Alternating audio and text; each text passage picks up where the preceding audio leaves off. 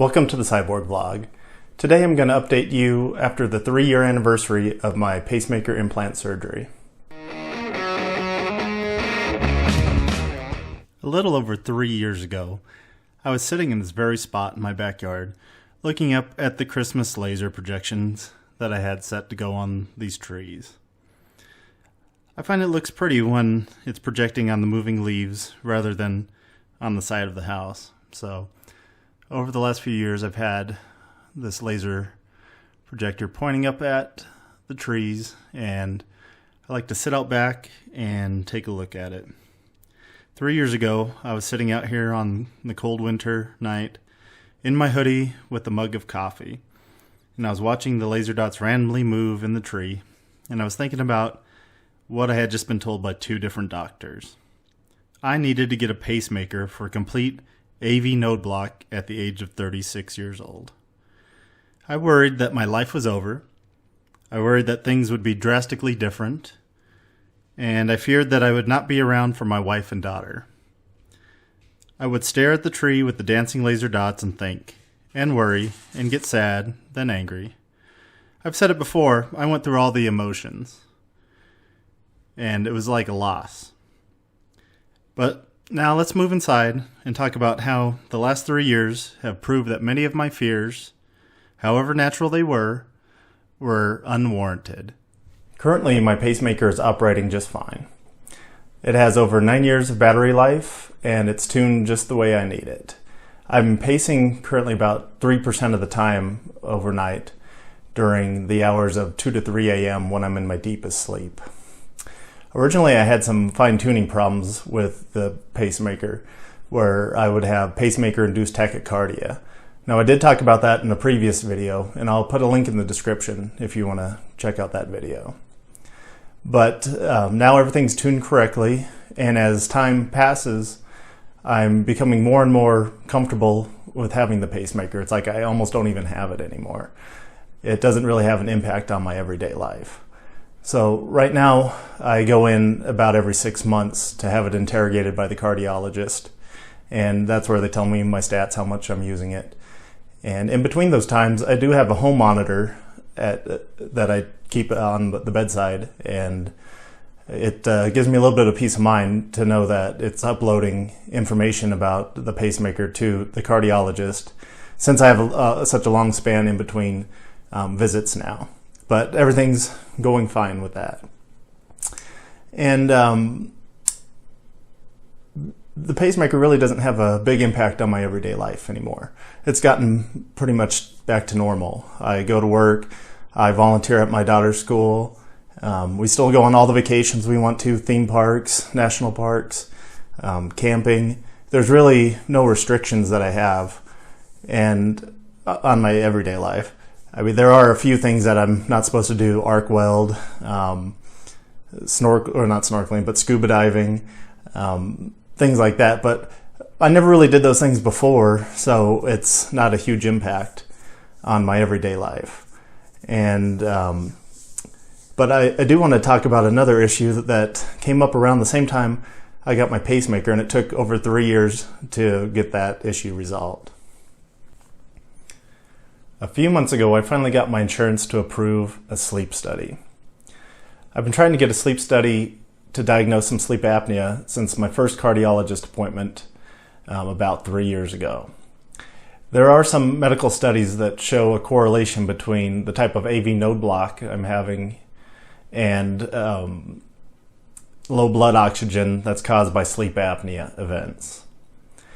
In my deepest sleep, my heart rate slows down to around 50 beats per minute, and my heart would pause for about 5.5 seconds.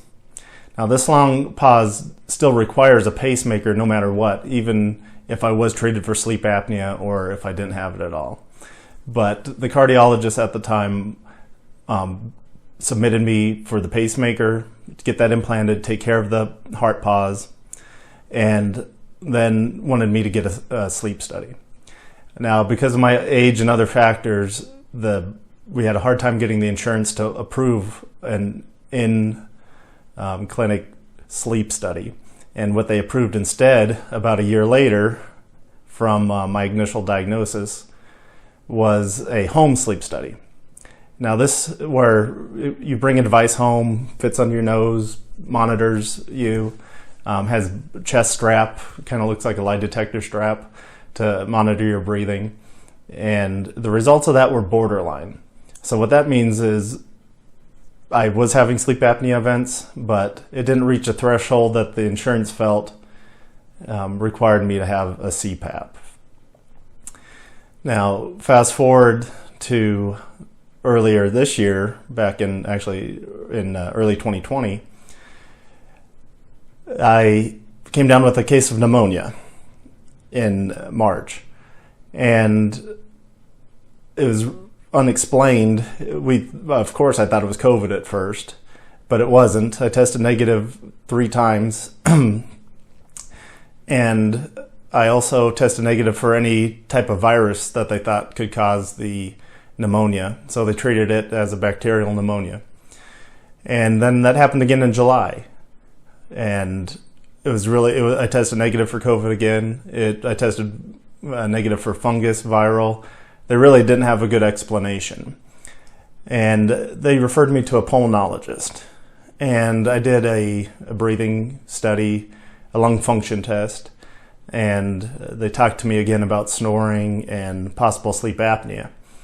And based on what I told them at that appointment, the pulmonologist was able to get me submitted for a full sleep study in clinic sleep study, where you go to a facility, they have a bedroom set up like a hotel room, they hook you up with a ton of wires, and they videotape you while you sleep.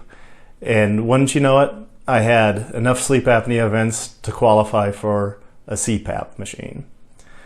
Well, CPAP's the general term. It's really an APAP, which it automatically adjusts based on a range of settings for pressure. So now I have the full face mask, sleep with it, and I am having fewer sleep apnea events. It's less than 1 an hour, which is excellent.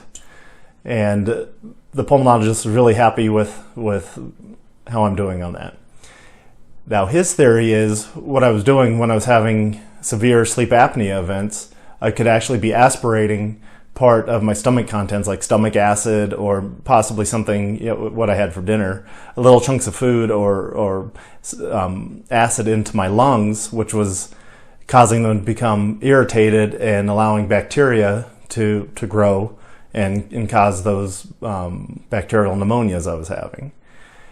So it was a long process with the insurance. I guess maybe I could have pushed it a little bit harder. Maybe I didn't, because I didn't know it could have had a different health consequence. It could have caused the pneumonia. So now I'm on the CPAP, less snoring, my wife's happier, less sleep apnea events, and hopefully no more pneumonias. So that's my view 3 years after having my pacemaker implanted. If you find these videos helpful, please like and subscribe so you don't miss out on future videos. And if you'd like to hear about what happened in my previous 3 years, please check out my other videos and the playlist. I have a link in the description. And I'd also like to hear about your experiences. Let me know what you've gone through in the comments section. Thank you, and I'll see you next time. Subscribe now. Resistance is futile.